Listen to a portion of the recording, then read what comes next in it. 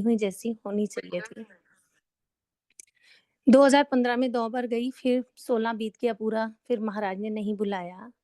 2017 के एंड में मेरी फ्रेंड ने मुझे मैसेज किया, बहुत क्लोज़ फ्रेंड नहीं थी, ऐसी एक किटी पार्टी में मिले, थोड़ी बातचीत हुई। अचानक एक दिन उनका मुझे मैसेज आया कि आप बड़े मंदिर जाते हो? तो मेरे को ले जाना। अब मैं हैरान हुई कि मैं तो जाती ही नहीं, जो जाने वाले हैं उनको सबको छोड़ के ये मुझे मैसेज कर रही हैं। तो मैंने 2 दिन बाद वो मैसेज देखा एक्चुअली, फिर मैंने उनको मैसेज किया कि मैं जाती तो नहीं हूँ पर आपके साथ चलूँगी। भई जो जाते हैं उनसे पूछ के कैसे जाना है, हम चलेंगे। मंडे का दिन था, वो डेट मुझे नहीं याद, पर सितंबर-अक्टूबर का महीना होगा। 2017 में हम गए पहली बार और मेरे मन में आया, मैंने उसको बोला कि मैं पहले भी आई थी 2015 में, पर ज़्यादा आना नहीं हुआ, तो ज़्यादा पता ही नहीं चला कुछ। तो अब ना हम 5 सोमवार आएँगे। अब किसी से दोस्ती डालनी है, तो थोड़ी बार तो मिलना पड़ेगा। मैंने कहा, "आप गुरुजी का इतना नाम है, इतनी दुनिया मानती है, हम 5 सोमवार आएँगे।" तो वो बोली कि मुझे तो 1 ही बार आना था, लेकिन चलो कोई बात नहीं, अब तुमने बोला है तो हम 5 सोमवार आएँगे। संगत जी हमने मंडे-मंडे जाना शुरू किया। अभी दूसरा या तीसरा ही मंडे था, तो मेरी जीवन की बहुत बड़ी परेशानी जिसको कहेंगे, जिससे मैं जूझ रही थी उस समय पे, मेरे मतलब फादर इन लॉ और देवर की 2012 में डेथ हुई थी। जून में फादर इन लॉ 8 जून को गए थे और देवर 2012 में 23 नवंबर को उनकी डेथ हुई थी। तो वो अनमैरिड थे और कहते हैं कि अनमैरिड जो होते हैं उनको मुक्ति नहीं मिलती जल्दी से। तो वो मेरे ड्रीम्स में बहुत आते थे और ऐसे आते थे जैसे वो हमारे साथ हमारे घर में रहते हैं। इसी घर में जहाँ हम रहते हैं वो हमारे साथ रहते हैं। तो मैं उस चीज़ से परेशान होके रातों-रातों को उठ जाती थी, पूरी-पूरी दुर्गा स्तुति पढ़नी, पूरा-पूरा नाम-दान, जुलिया जपना और बहुत कुछ मतलब पाठ पूजा करती थी, पूरा सुंदरकांड का पाठ करना। जब मेरी आँख खुल जाती थी रात को और रोती रहती थी कि क्या हो रहा है मेरे साथ? क्यों मेरे को नज़र आते हैं वो? जब मैंने ये बड़े मंदिर मंडे-मंडे जाना स्टार्ट किया गुरुजी के यहाँ, तो अभी 5 सोमवार मेरे पूरे भी नहीं हुए थे और दूसरे और तीसरे सोमवार में ही गुरु महाराज ने मुझे ड्रीम में दिखाया कि वो मेरे ड्रीम्स में से मेरे फादर इन लॉ और मेरे देवर को लेके जा रहे हैं। और मैं इतनी हैरान हुई, अगले दिन उठ के मैंने अपने हस्बैंड को बताया, मैंने कहा मेरे साथ ऐसे हुआ, मतलब मुझे ये चीज़ फ़ील हुई है सपने में कि गुरुजी उनको ले गए हैं। आप मानेंगे नहीं, उसके बाद उन्होंने मेरे ड्रीम्स में देवर ने और पापा ने आना मतलब बंद कर दिया, वो नहीं आए फिर मुझे। और तब मेरा जो यकीन ऐसे हो गया कि महाराज ने मेरी बाँह पकड़ ली है, कि मैं जिस चीज़ के लिए मैं इतनी पाठ पूजा करती थी, इतना कुछ करती थी, वहाँ से मेरे को छुटकारा नहीं मिला। पर यहाँ तो अभी 2-3 सोमवार में ही मेरे साथ इतनी बड़ी ये चीज़ हो गई, उसके बाद मैंने जाना बंद नहीं किया। फिर मैं भी और मेरी सहेली के साथ भी बहुत सारी चीज़ें होती रहीं, हम मंडे-मंडे जाने लग गए। एवरी मंडे हम जाते थे, जाते-जाते बहुत चीज़ें हर मंडे ही कुछ ना कुछ हमारे साथ होता था। तो ये दिमाग में बैठ गया कि इनसे बड़ी ताकत, इनसे बड़ा कुछ नहीं है संसार में। मैं बहुत माता रानी के मंदिर भी बहुत जाती थी, बहुत पाठ पूजा तो बहुत की है, लेकिन जो एक संतुष्टि जिसको कहते हैं ना कि आपको लगता है कि कोई 24 घंटे आपके साथ कोई शक्ति जुड़ गई है, वो महाराज ने फ़ील कराया।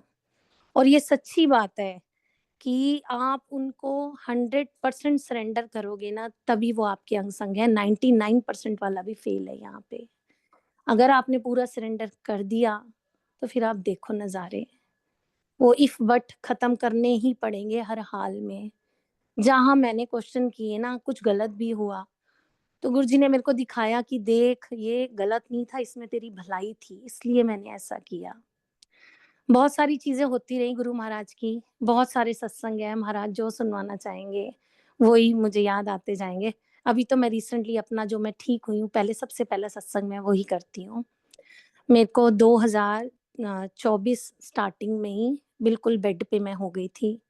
एक मेजर एक्सीडेंट मेरा हुआ, लाइव सत्संग करके मैं वापस आ रही थी, तो हमारी गाड़ी जाके बस में लगी और मैं स्पाइन की प्रॉब्लम तो मुझे काफ़ी टाइम से है, पर तब मुझे लगा कि थोड़ी बहुत दर्द है, इतना मतलब कुछ ऐसा लगा नहीं कि ज़्यादा हुआ है, बस हाँ, गाड़ी टकराई, मुझे लगा अरे कुछ नहीं हुआ, पीछे बैठे हुओं को मेरी फ्रेंड्स को थोड़ी बहुत लगी भी और मुझे लगा मेरे को तो कुछ भी नहीं हुआ। मैं इवन आगे ड्राइवर के साथ जो सीट होती है, वहाँ बैठी हुई थी। मैंने कहा, "अरे कुछ नहीं हुआ, ठीक है, सब ठीक है।" घर आई तो मेरी लेफ्ट लेग में पेन स्टार्ट हो गई। अब वो पेन इतनी ज़्यादा थी कि मैं हर तरह का इलाज करा रही थी। एक्यूप्रेशर, एक्यूपंक्चर, सब कुछ, फिज़ियोथेरेपी, घर पे आ रहे हैं, जा रही हूँ कराने। कुछ फ़र्क नहीं पड़ रहा, मेरी लेफ्ट लेग से पेन ही नहीं जा रहा। फिर मैंने डॉक्टर को दिखाया, एमआरआई हुई, उसमें डॉक्टर ने कहा कि आप तो यहाँ पर चल के आ गए हैं, बहुत बड़ी बात है, जो आपकी रिपोर्ट्स हैं उसके हिसाब से तो आपकी अभी सर्जरी होनी चाहिए। तो मैंने कहा ये तो नहीं हो सकता, सर्जरी, स्पाइन की सर्जरी बहुत बड़ी चीज़ है। ऐसे कैसे सर्जरी हो जाएगी? ठीक-ठाक मैं हूँ और मैंने खुद देखा है जिन्होंने स्पाइन की सर्जरीज़ कराई हैं, उन लोगों की बहुत हालत ख़राब मैंने खुद देखी है, मेरे अपने जीजा जी ने कराई थी। मैंने देखा कि वो तो सर्जरी करा के बिल्कुल ख़राब हो गए। दर्द पहले से भी ज़्यादा उनको होती थी। अब 1 महीना, डेढ़ महीना तो मैं बिल्कुल बेड पे ही रही। तो दीपिका गुप्ता आंटी हैं, महेंद्रू एन्क्लेव, मैं वहाँ जाती थी सत्संग, कोरोना से पहले मैं वहाँ जुड़ गई थी। तो उनको गुरुजी ने ड्रीम में दिखाया कि उनके दरबार में गुरु महाराज गद्दी पे बैठे हैं और सामने मैं बैठी हूँ और गुरुजी मेरी हीलिंग कर रहे हैं। और आंटी गुरुजी को हाथ जोड़ के, मतलब आंटी ने ऐसे हाथ जोड़े कि मैं, भैया आप बैठो गुरुजी, मैं कर देती हूँ। और गुरुजी ने आंटी को इशारा किया कि नहीं मैं आप पे कर लूँगा, ऐसे करके, जो आंटी ने ड्रीम बताया। फिर आंटी ने मुझे कॉल पे बात करी और बोला कि तुम मंडे-मंडे यहाँ दरबार आया करो। साथ ही साथ मुझे बड़े मंदिर में अनीजा अंकल हैं, वो मंडे को महाराज की गद्दी के आगे सेवा करते हैं।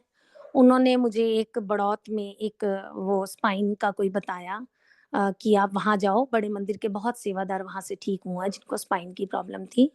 तो वहाँ भी मैंने जाना स्टार्ट किया।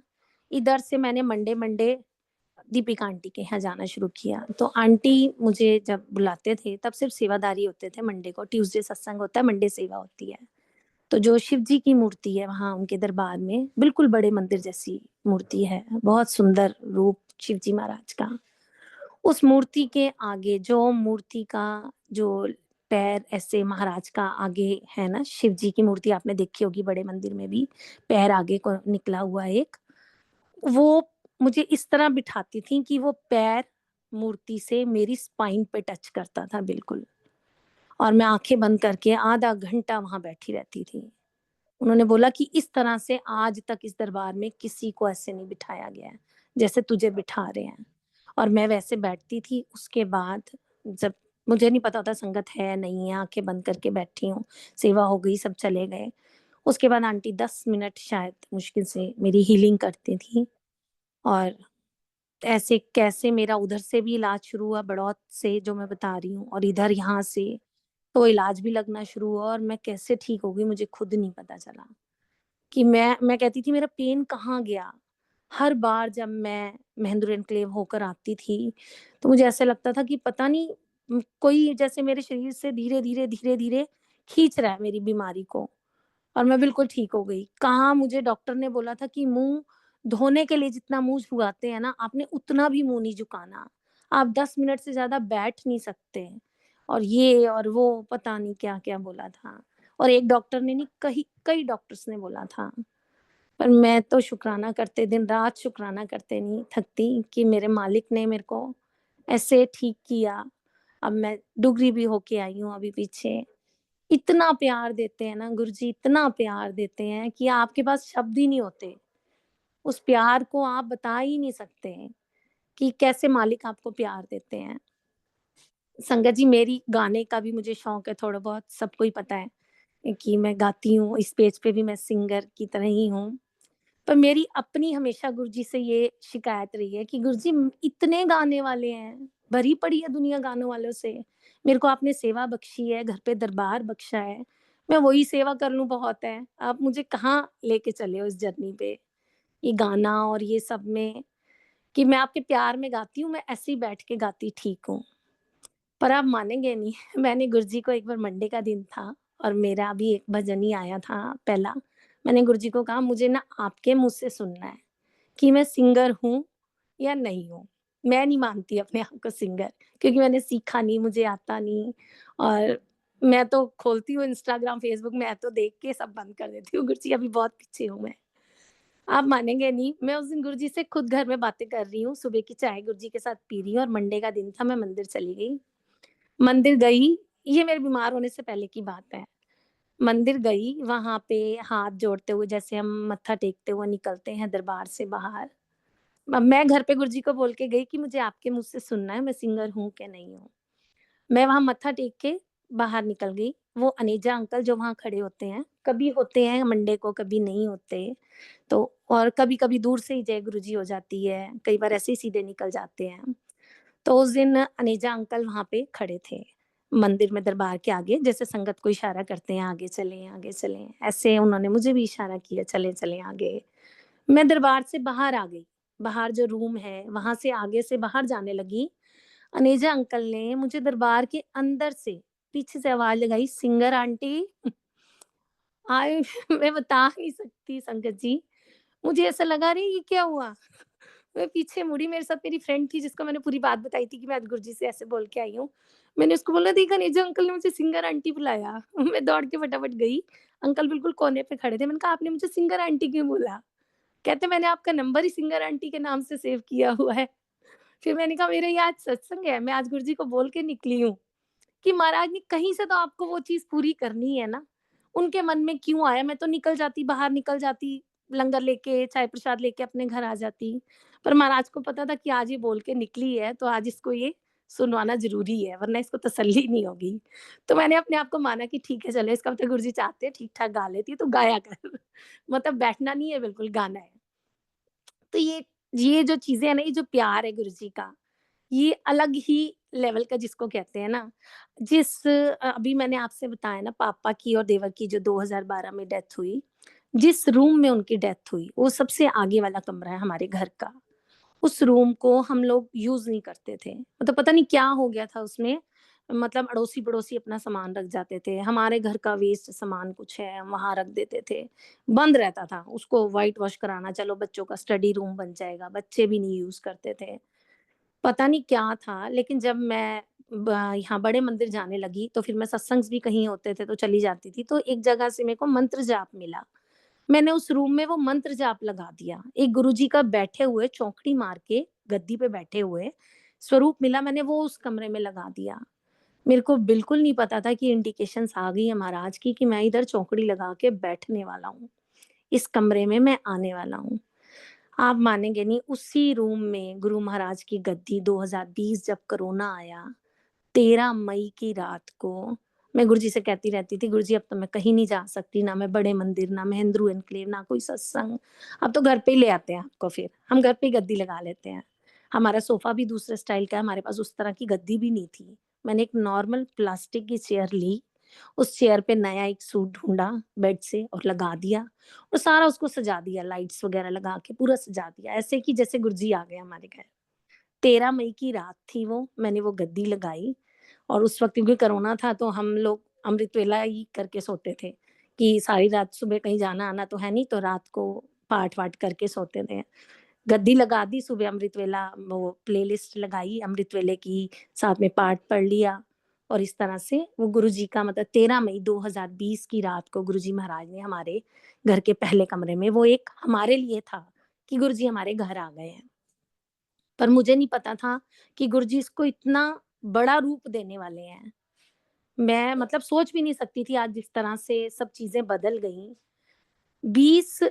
31 मई को गुरुजी का समाधि दिवस आता है, तब थोड़ी-सी मार्केट खुलने लग गई थी, 7 बजे तक शॉप्स खुलने लग गई थी। तो मेरे मन में आया कि मैं गुरुजी के लिए ना नया चोला लेके आऊँगी, नया सूट लेके आऊँगी, व्हाइट कलर का, बेज कलर का गुरुजी की गद्दी के लिए। तब सिर्फ मैं और मेरे हस्बैंड ही होते थे, हमारे लिए ही वहाँ पे हम कहते थे गुरुजी की हमने गद्दी लगाई है अपने रूम में। हम ही पाठ पूजा करते थे, हम ही बैठते थे। नॉर्मल सी वो हमारी चेयर प्लास्टिक की जैसे होती है, उसपे ही गुरुजी की गद्दी लगी हुई थी। तो मैं मार्केट गई, 30 तारीख की बात होगी, 31 को था समाधि दिवस, तो मैं अपने हस्बैंड के साथ गई, बहुत लेट ही आए, साढ़े 6 बजे आए, हम कमला नगर पास है, यहाँ से कमला नगर गए, चौक पे एक दुकान खुली देखी, वहाँ गई अंदर और फटाफट मैंने भैया को बोला, "आप मुझे बेज कलर या व्हाइट कलर का सूट दिखा दो।" तो उन्होंने कहा, "आप जल्दी देखो, अभी पुलिस ना दुकानें बंद कराने आ जाएगी, आप फटाफट देखो जो भी है।" तो फटाफट में मेरे को कुछ नहीं समझ आ रहा था। एक सूट मेरे को समझ आया, मैंने उनसे रेट पूछा, मेरे बजट में आया, मैंने फटाफट लिया, घर आई, मैंने गद्दी पे रात को वो लगाना शुरू कर दिया कि अमृत वेले में गुरुजी ने ये पहना होगा, कल 31 तारीख है। संगत जी आप मानोगे नहीं, जब मैंने वो लगा भी दिया, मैंने तब भी ध्यान नहीं दिया। उसके बाद में वो घर में लाइट्स पड़ी होती है ना, जो जो हम दिवाली पे लगा लेते हैं, वो भी मैंने लगाई हुई थी गुरुजी की गद्दी के आस-पास। मैं वो कुछ चल नहीं रही थी ठीक से, तो मैं उसको जोड़ने की कोशिश कर रही थी। इतने में ना उसमें पटाखा बुला, बहुत ज़ोर से, जैसे वो कहते नहीं है, वो किसी ने कभी बोला था कि अगर लाइट चली जाए या कुछ ऐसा हो ना, तो वो भी गुरुजी अपनी प्रेज़ेंस फ़ील कराते हैं। तो मैं एकदम से मैंने शोर मचाया, अरे! ये क्या हो गया? और जैसे ही वो पटाखा बुला ना, तो मेरी नज़र एकदम गद्दी पे गई। तब मैंने इस चीज़ पे ध्यान दिया कि जो मैंने अभी चोला गुरुजी को गद्दी पे लगाया है और जो गुरुजी के चरण पड़े हैं आगे, तो उसके अंदर एक ग्रीन ग्रीन कलर का गुरुजी का न पैरों की धोती दिखती है, ग्रीन कलर की, जो चरण गुरुजी के हम सबके पास ही होंगे शायद। एग्ज़ैक्ट वो ही कलर, 19-20 का भी फ़र्क नहीं। एग्ज़ैक्ट वो ही कलर मैंने गद्दी पे लगाया हुआ था और नीचे गुरुजी के चरण थे और ऐसा लग रहा था कि महाराज वो पहन के बैठ गए हैं। ऐसा उसको देख के फ़ील आया। मैंने ज़ोर से अपने हस्बैंड को कॉल किया, "अरुण जल्दी आओ, देखो गुरुजी आ गए। गुरुजी आ गए, देखो जल्दी आओ।" मैंने अपने सर्कल में वो फ़ोटो खींच के शेयर करी कि देखो गुरुजी ने हमें कैसे दर्शन दिए। गुरुजी ने सेम उसी कलर का चोला पहन लिया। अब मुझे तो याद नहीं, कई बार तो आप कलर मैच करके भी जाते हो ना, तो भी आपको एग्ज़ैक्ट कलर नहीं मिलता और वो कलर कोई इतना कॉमन कलर भी नहीं है कि आपकी नज़र में आ जाएगा और ना मेरे दिमाग में दूर-दूर तक था कि ये कलर गुरुजी के चरणों में धोती का जो कलर है ग्रीन, ये वो कलर है। वो तो जब गुरुजी ने पहना और इस तरह से हुआ, फिर मैंने अपनी फ्रेंड्स को वो फ़ोटो शेयर करी, जिसमें ये चरण और चोला सेम दिख रहे थे। फिर मेरी 1-2 जो क्लोज़ फ्रेंड्स हैं, उन्होंने कहा, "हम भी आ जाया करेंगे, अब कहीं आते-जाते तो है नहीं, तो अकेली बैठ के सत्संग करती है, दिन में कभी कर लियो, हम भी आ जाएँगे।" तो मैंने कहा, "ठीक है।" ऐसे धीरे-धीरे फ्रेंड्स आने लगी। गुरुजी का बर्थडे था 7 जुलाई को, तभी आया, तो मेरी एक फ्रेंड, बड़ी क्लोज़ फ्रेंड आई। धीरे-धीरे स्टार्ट हुए, एकदम से नहीं सब स्टार्ट हुए। पहले वही फ्रेंड जिसके साथ मैं मंदिर जाती थी, वो केक ले आई, थोड़ा-सा प्रसाद ले आई। मैं बाज़ार से बलून्स ले आई कि मैं ना थोड़े से फुला के बलून्स लगा दूँगी। अब बलून्स वो इतने सारे आ गए कि मेरे से फुलाए ना जाए। मैंने कहा, इतने सारे बलून्स ले आई मैं, इतने तो फुलाते-फुलाते मेरी जान निकल जाएगी। मुझे किसी बैलून वाले का नंबर मिला, मैंने बैलून वाले से बात करी, मैंने कहा, "आप आके लगा दोगे?" बैलून वाला आया, उसने क्या किया, जो कमरे में तो लगा दिए, जो बचे वो गेट पे लगा गया। अब मैंने तो कभी, मतलब बच्चों के बर्थडे पे भी ऐसे बाहर गेट पे कभी बैलून नहीं लगाए। अब जब मेरी फ्रेंड बर्थडे सेलिब्रेट करके गुरुजी के साथ जा रही है, मैं उसको छोड़ने गली के बाहर तक गई हूँ, तो गली में 1-2 आंटीज़ ने पूछ लिया कि सपना किदा बर्थडे है? अब मैं क्या बोलूँ, मैं क्या, गुरुजी दा बर्थडे है। अब मुझे इतना अजीब लगा, मैंने अंदर आके गुरुजी को बोला कि आपने रोला क्यों डलवा दिया गली में? गुरुजी का, मैं सबको बोलती आ रही हूँ, गुरुजी का बर्थडे है, गुरुजी का बर्थडे है। मैंने कहा, आप चुपचाप नहीं रहने दे सकते थे आप और हम अंदर-अंदर हमारा प्यार रहता, अभी तो ऐसे लग रहा है ढिंढोरा पीट गया। बाहर सबको पता चल गया कि आप हो यहाँ पे। और फिर वो जिन आंटीज़ ने पूछा था, वो आ गई थोड़ी देर में। अच्छा तेरे गुरुजी का बर्थडे है? वो आके बैठ गई, थोड़ा प्रसाद पड़ा था, मैंने केक खिलाया, उनको प्रसाद खिलाया। मैंने कहा, कमाल हो गया, आपका तो बर्थडे भी हो गया गुरुजी आज, संगत के साथ, संगत भी आ गई।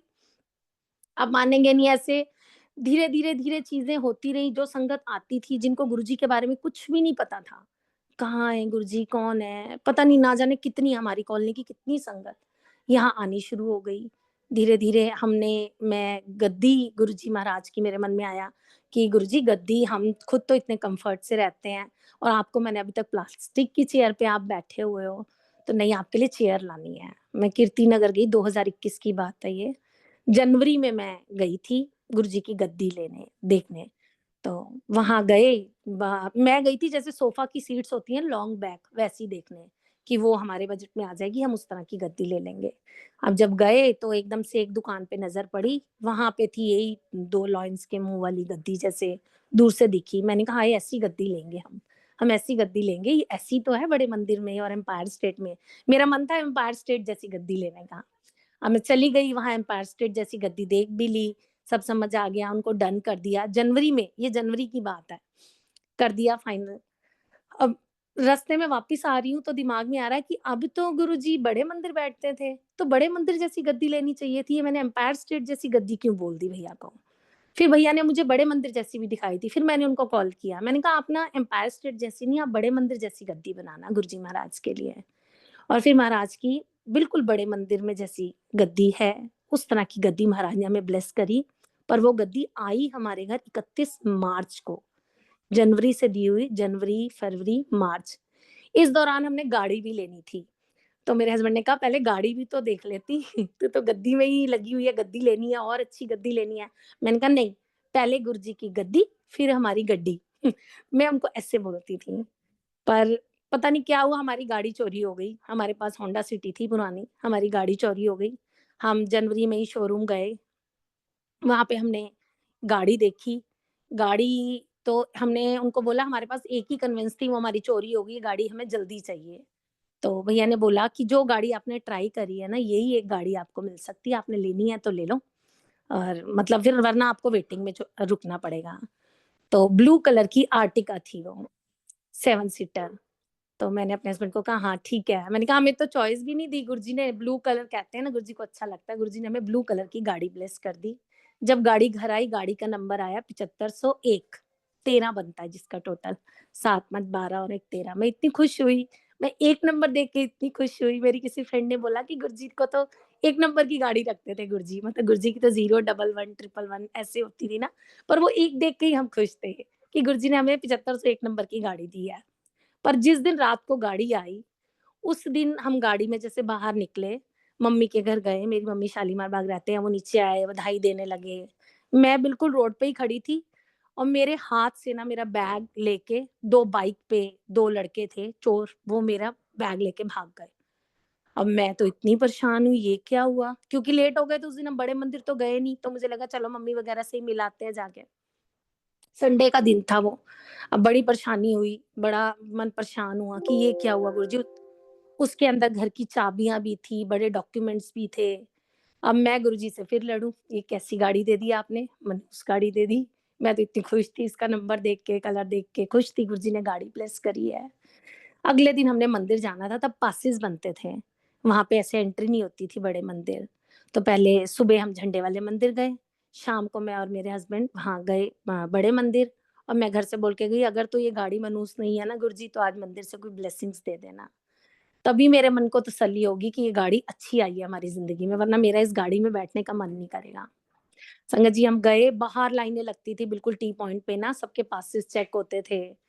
तो वहाँ पे हमारी गाड़ी खड़ी हुई थी, मैं मेरे हस्बैंड गाड़ी में बैठे थे। अब एक अंकल आए हमारी गाड़ी की तरफ, सेवादार अंकल। तो हमें लगा कि पास देखने आ रहे हैं, तो मेरे हस्बैंड ने फ़ोन में से पास निकाल लिया कि अब अंकल पास देखेंगे हमारा, तभी एंट्री होगी आगे। पर इतने में वो अंकल आए और हमें ब्लू कलर का एक पेन, जिसके ऊपर गुरुजी का जो स्वरूप था, उसमें गुरुजी ने ब्लू कलर का ही चोला पहना हुआ था।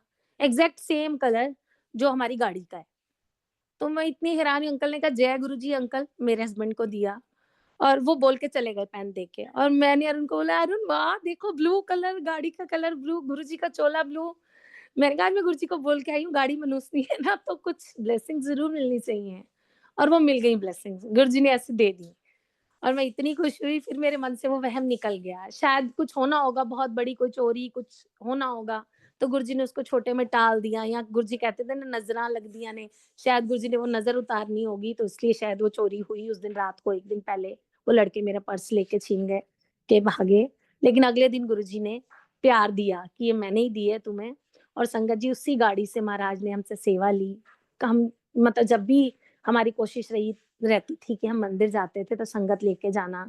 कितनी नई-नई संगत, जिन्होंने कभी, जिनको ना गुरुजी के बारे में पता था ना कुछ, वो हमारे साथ ही गुरु महाराज ने उनको मंदिर बुलाया, वो जुड़े। और ऐसे-ऐसी भी लोग हैं जिनको ये लगता था कि सपना तो पागल होगी, पता नहीं क्या गुरुजी, गुरुजी करती रहती है, शिव जी हैं, गुरुजी हैं।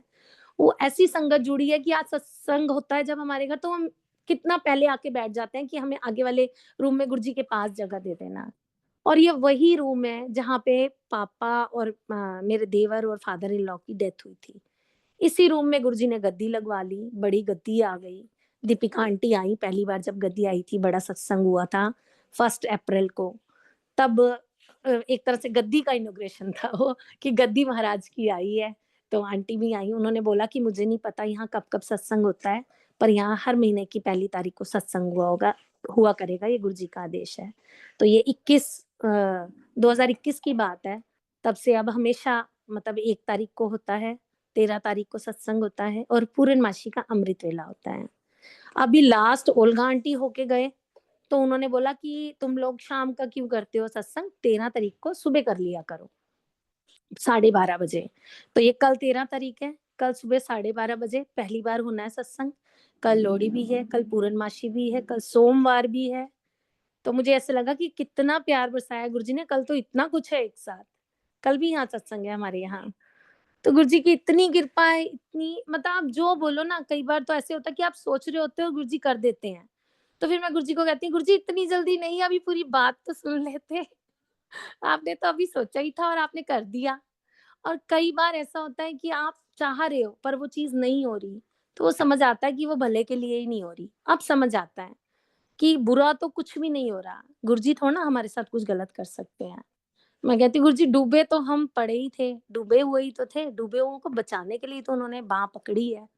अब डूबे को और थोड़ी ना डुबो देंगे कि मैंने बाँह पकड़ ली, अब तेरे को और ज़ोर से धक्का दूँगी तो वो और डूब जाए, ना। मैं तो यही कहती हूँ सबको कि उन्होंने पकड़ा है, अगर हमारे हाथ पकड़ा है ना, तो हमें इस भवसागर से निकालने के लिए बस।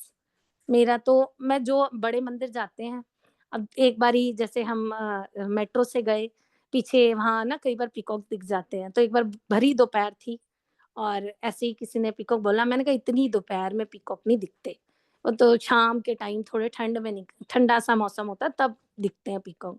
अभी मेरा ये बोलना ही था कि इतने में राधा स्वामी सत्संग घर में इतना बड़ा पीकॉक गुरुजी ने दिखा दिया। मैंने कहा लो गुरुजी कह रहे हैं कि दिखाना मैंने है, दिन-रात क्या है मेरे लिए। उनके लिए कुछ इम्पॉसिबल थोड़ा ना है, कोई भी चीज़ होती है, मेरे हस्बैंड कुछ बोलते हैं, कोई काम, कोई टेंशन, मैं कहती हूँ उन्होंने किसी से पूछ के करना है क्या? गुरुजी ने पूछना है कि किसी से मैं इसका कर दूँ ये या ना करूँ? वो अपने आप कर रहे हैं, जो कर रहे हैं अच्छा कर रहे हैं, बुरा नहीं कर रहे वो हमारा, कुछ भी बुरा नहीं कर रहे हैं। जिस लायक हम हैं, वो हमें देते जा रहे हैं। जो हमारी किस्मत में उन्होंने लिख दिया है ना, जो उन्होंने लिखते भी नहीं है महाराज, तो साथ-साथ चलते हैं बिल्कुल, साथ-साथ करते रहते हैं, साथ-साथ। मतलब मेरे पास तो वर्ड्स ही नहीं, पता नहीं मैं क्या बोले जा रही हूँ, मुझे खुद नहीं समझ आ रहा। जो महाराज बुलवाए जा रहे हैं, मैं बोलती जा रही हूँ। कितनी बार ऐसा होता है कि मन वो होता है अंदर से परेशान। एक बार बड़े मंदिर गए, मैं अपने हस्बैंड को ज़बरदस्ती लेके गई, चलो आज मेरा मन बड़ा परेशान है। अब सेवादार अंकल वहाँ ऐसे शाम को, कोई जानता हो तो बात अलग है, कोई ना जानता हो और वो सेवादार अंकल जो सबको इशारा कर रहे हैं, चलो आगे, चलो आगे। वो एकदम से मुझे और मेरे हस्बैंड को बोले, "आप यहाँ साइड पे खड़े हो जाओ।" दरबार में उन्होंने हमें खड़ा कर दिया साइड पे, जहाँ से संगत दर्शन करते हुए जाती है। और मैं क्योंकि इतने मन परेशान मन से गई और हस्बैंड को लेके गई, तो मैंने बाहर निकल के बोला, "देखा, किसने रोका? किसने कहा उन अंकल को कि इनको रोको?" वो पीछे जो मेरे महाराज बैठे हैं गुरुजी गद्दी पे, उन्होंने इशारा किया कि, "इसको रोक अंदर, ये आज बड़ी परेशान है मन से।" तो बड़े सारे इंडिकेशंस है, गुरुजी आपको प्यार तो दिखाते हैं अपना, गुस्से वाले भी बहुत हैं गुरुजी, गुस्सा भी दिखाते हैं। हम एक बार डुगरी जा रहे थे, तो डुगरी में अभी हम पहुँचे नहीं थे और फ़ेसबुक पे आ गया कि आज वहाँ लंगर प्रसाद में कढ़ी प्रसाद और ये है। तो मेरे मुँह से निकल गया कि हाँ, कढ़ी सौखी मिलती है ना, कढ़ी आसान होती है बनानी। तो इसलिए ना शायद जब संगत ज़्यादा होती है ना, कढ़ी खिला देते हैं सबको डुगरी में। मैंने माफ़ी माँगी गुरुजी से इस बात के लिए, पर मैंने ऐसे बोल दिया कि कढ़ी आसानी से बनती है ना, इसलिए कढ़ी बनाते हैं। आप मानेंगे नहीं, हम जब लंगर प्रसाद की लाइन में लगे, तो हम 7 जने थे ना, हम सातों की थाली में कढ़ी प्रसाद नहीं आया।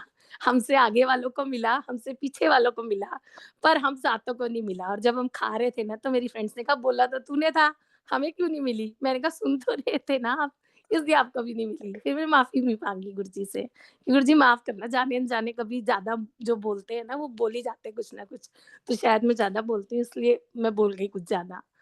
पर शुक्राना है गुरुजी का, हर चीज़ में शुक्राना है।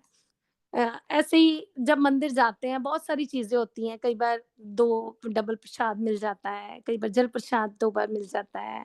एक बार मुझे आदत थी जब मैं ना चिट्ठी लिख के ले जाने की घर से, कि चिट्ठी लिख दो और वहाँ जाके मतलब डाल दो, जहाँ आप मत्था टेकते हैं वहाँ अंदर डाल दो उसके अंदर चिट्ठी में।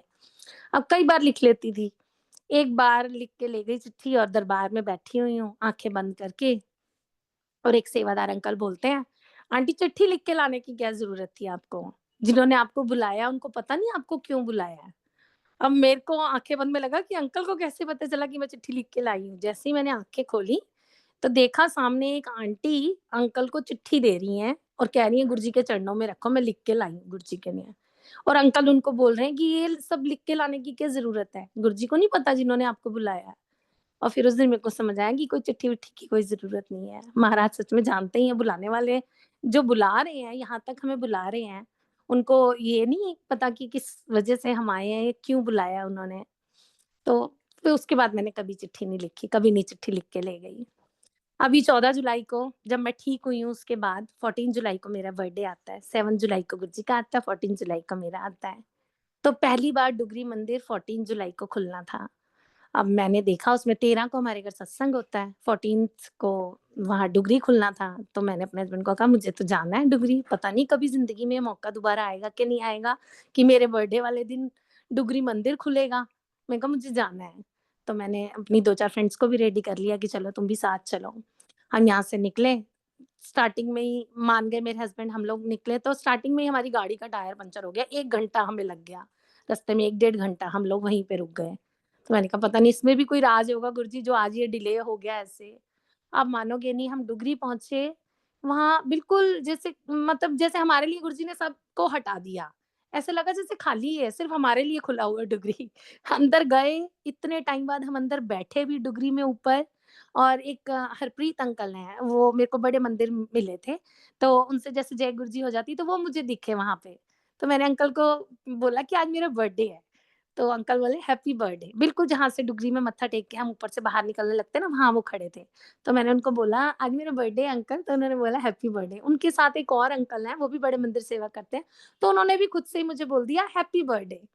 तो जब मैं बाहर निकली ना तो मैंने बोला कि अरुण मेरे को 2 बार हैप्पी बर्थडे बुल सुनवाया गुरुजी ने, कि ले हो गया तेरा हैप्पी बर्थडे। तेनू जिद चढ़ी सी कि मैं आवांगी ज़रूर।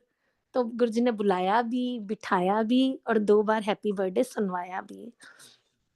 तो ये तो मतलब सोचते भी नहीं ना हम वैसे दर्शन हो जाते हैं। अभी नए साल का पहला ये जो संडे था, इस पे डुगरी जाना था, सबने कह दिया फॉग बड़ी है, ये है, वो है। हम कभी नहीं गए नए साल के पहले संडे पे, वैसे बहुत गई हूँ, फ्रेंड्स के साथ भी गई हूँ, हस्बैंड के साथ भी गई हूँ।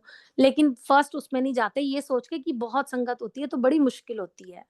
तो महाराज ने इतने प्यार से बुलाया, इतना अच्छा वहाँ पे सब कुछ उन्होंने अरेंज किया हुआ था, चलते-चलते कैसे दर्शन हुए, पता ही नहीं चला ना रास्ते में कहीं फॉग मिली ना कुछ, आराम से पहुँचे, आराम से घर वापिस आए दर्शन करके।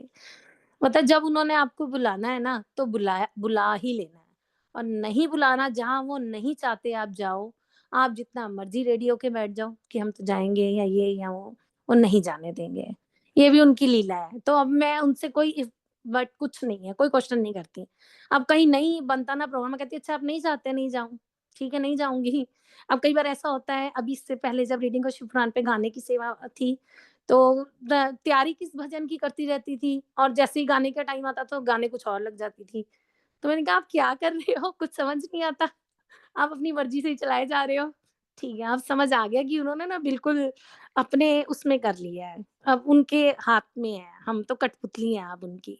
जैसे वो चाहेंगे वैसे हमने करना है, बस ये समझ आ गया है।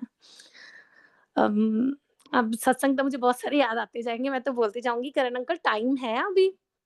है 5-10 मिनट? 2, 4, 5 मिनट? हाँ जी, है? अच्छा ठीक है।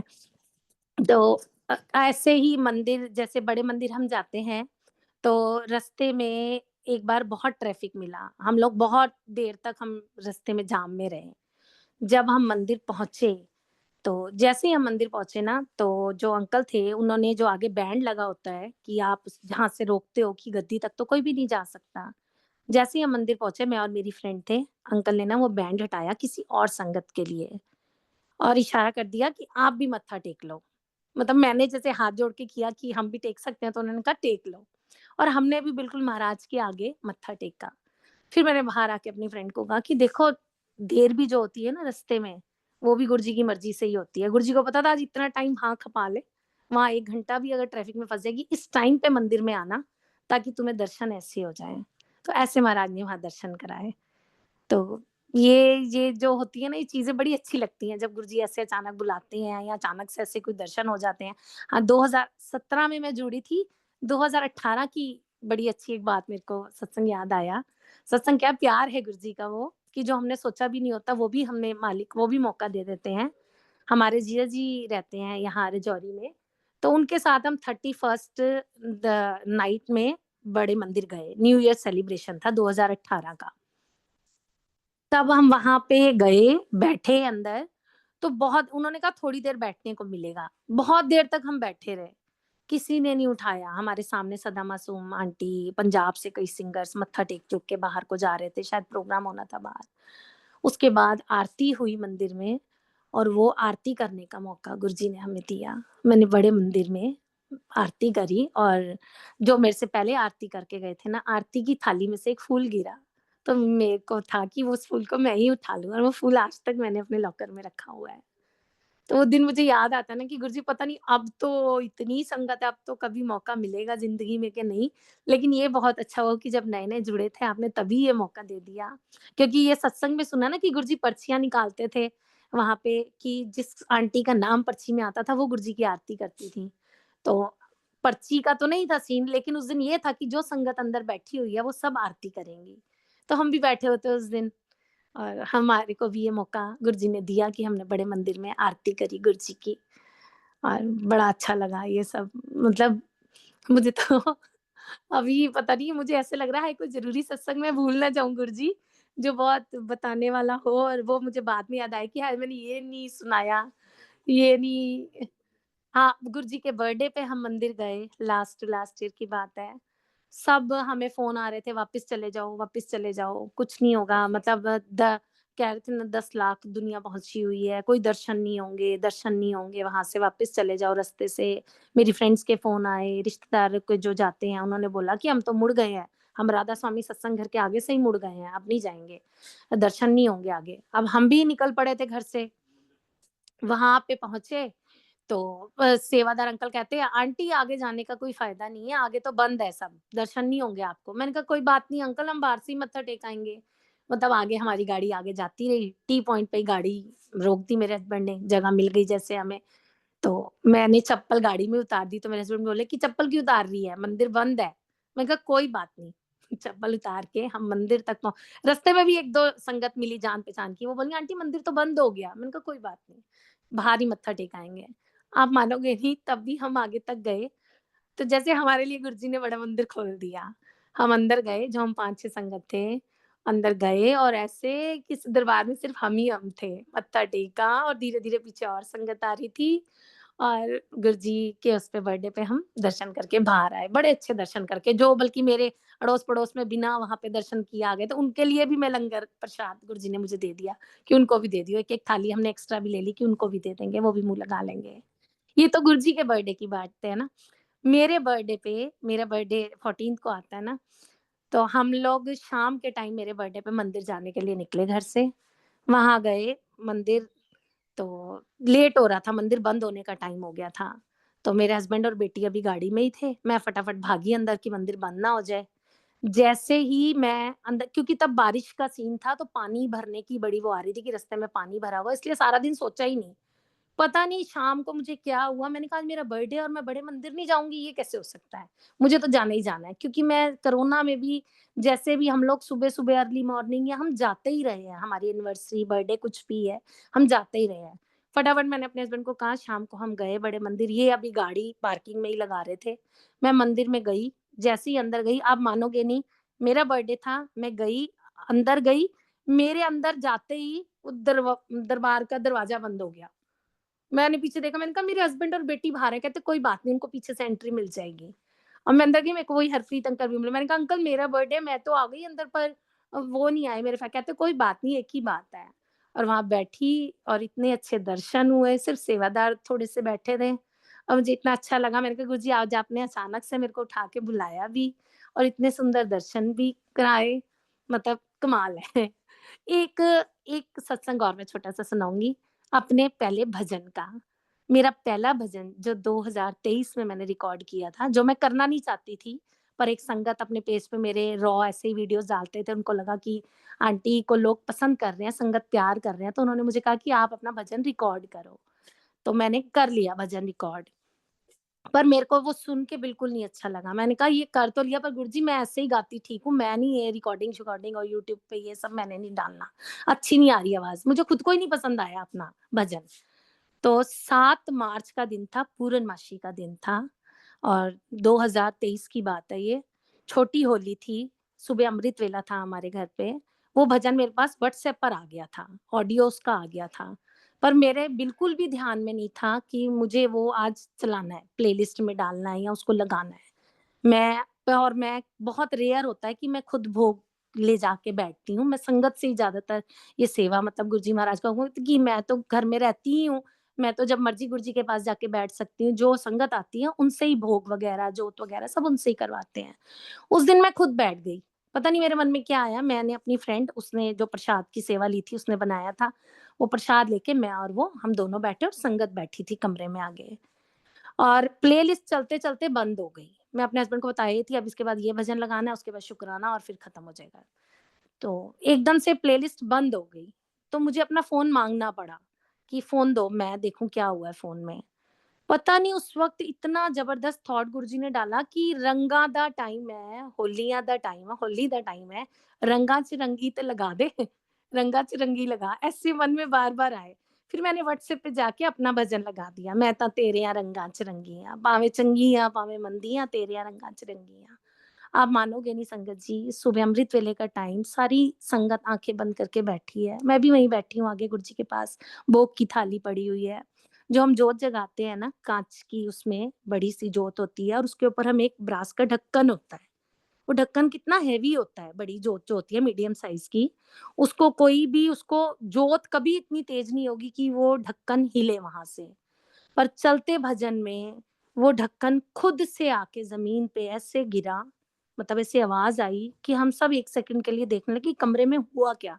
देखा तो जोत का ढक्कन नीचे गिरा हुआ था और जोत ऐसे नाच रही थी, जैसे गुरुजी इतने खुश थे कि जैसे गुरुजी को वो भजन पसंद आया कि बहुत सुंदर गा रही है, बड़ा अच्छा गा रही हैं। और सब जय गुरुजी बोले और मैंने भी जय गुरुजी किया। उसके बाद जिनको नहीं पता था मैंने उनको बोला कि ये मेरा ही भजन था जिसपे आज ऐसे हुआ, गुरु महाराज ने ऐसे दर्शन दिए। वो पहली बार ऐसे फ़ील कराया था गुरुजी ने। वो जोत का नाचना, ढक्कन का गिरना, वो जैसा मिरेकल सुनते हैं ना, वो मिरेकल हमारे सामने हुआ, आँखों देखा हुआ। तो बड़ा अच्छा भी लगा और बड़ी खुशी भी हुई और गुरुजी के मैसेज भी जैसे दीपिका आंटी से आए 1-2 बारी। एक बार तो दीपिका आंटी ने ये भी कहा कि गुरुजी ने कहा है कि इसको बोल लोकां दी नज़रां तो बचे। जब मैं मतलब नए-नए मेरे मतलब ऐसे वीडियोज़ मैं अपलोड कर देती थी और वो पेज पे आ जाते थे, बड़े चलते थे तो मैंने कहा हाय गुरुजी तो छोटी-छोटी चीज़ का ध्यान रखते हैं। हमें लोगों की नज़रों से भी गुरुजी का मैसेज आया कि बचना है। तो आंटी कहती मैं गुरुजी को कहती हूँ इसको नहीं समझ आती, ये खुद समझदार नहीं है, इसको नहीं पता चलता। तो मैंने कहा नहीं पता चलता होगा ना तभी तो आपको बोला है गुरुजी ने। फिर और मैंने ये भी बोला तो वो बोलती हैं कि जितना आप अपने आप को चुप रखोगे ना, उतना गुरुजी आपसे बात करेंगे, आपको उनकी आवाज़ सुनाई देगी। अभी तो मैं बोलती भी ज़्यादा हूँ, आपको पता चल ही गया होगा इतनी देर से मैं सत्संग शेयरिंग कर रही हूँ और मेरा दिल नहीं कर रहा कि मैं चुप हूँ। लेकिन ठीक है, अभी तो चुप होना पड़ेगा। तो मतलब गुरुजी से मेरा मैं ये कहती हूँ गुरुजी मेरे को आपकी आवाज़ सुनाई दे। मैं सुनना चाहती हूँ आपकी आवाज़ को कि आप और आप बहुत सारी चीज़ें हैं जो समझ आती हैं गुरुजी इंडिकेट कर रहे हैं, ये करना है, ये नहीं करना है, यहाँ जाना है, यहाँ नहीं जाना है, इतनी बात करनी है। बहुत सारी चीज़ें हैं जो गुरुजी समझाते हैं। अभी मुझे पता है गुरुजी ने वही-वही सुनवाया होगा जो वो चाहते हैं। इसके बाद चाहे मेरे को 10 चीज़ें याद आ जाएँ, लेकिन वो नहीं चाहते जो चीज़ तो वो नहीं मुँह से बाहर आने देंगे वो चीज़। ये पक्की बात है। और संगत जी मेरा वो भजन जिस पे गुरुजी ने अपनी वो दिखाया था, प्यार दिखाया था। कोई मेरे सब्सक्राइबर नहीं थे, 2-300 सब्सक्राइबर थे शायद मुश्किल से। वो मेरा आज भी ऐसे चलता है कि संगत उसको प्यार करती है। ढाई 3 साढ़े 3 लाख तो वो चल चुका है यूट्यूब पे, पहला ही भजन वो मेरा। उसके बाद वाले नहीं इतने चले, पर वो जिस पे गुरुजी खुश हुए थे, उस पे उन्होंने प्यार भी दिखाया। तो कहने का मतलब है कि वो जिसको चाहे ना वो कहते हैं ना बेसुरा कंठ गावे, वो हिसाब है कि मेरे को तो ऐसे गवा दिया उन्होंने और अंधे को आँख दे, कोढ़िन को काया, सब कुछ जो बिल्कुल इम्पॉसिबल वर्ड है ना वो गुरुजी की डिक्शनरी में नहीं है, इम्पॉसिबल वाला वर्ड ही नहीं है। सब कुछ पॉसिबल है महाराज चाहें तो और महाराज चाहते ही हैं। सब अच्छा ही होता है, सब कुछ अच्छा ही होता है, बुरा कुछ नहीं होता। जो हो रहा है सब अच्छा हो रहा है। मैं कहती हूँ मालिक आपकी कृपा जो हो रहा है अच्छा हो रहा है। बस उनकी मौज में जी रहे हैं और शुक्राना गुरुजी, कोई भूल-चूक हुई हो तो माफ़ी गुरुजी, संगत से भी माफ़ी माँगती हूँ हाथ जोड़ के अगर मैंने कुछ ऐसे कोई वर्ड्स बोल दिए हों, जो किसी को अच्छे ना लगे हों। और करण अंकल आपका बहुत-बहुत बहुत थैंक यू, आपने मुझे इस सेवा का मौका दिया। जय गुरु जी, शुक्राना, शुक्राना गुरु जी। जय गुरु जी। थैंक यू आंटी और जी। शुक्राना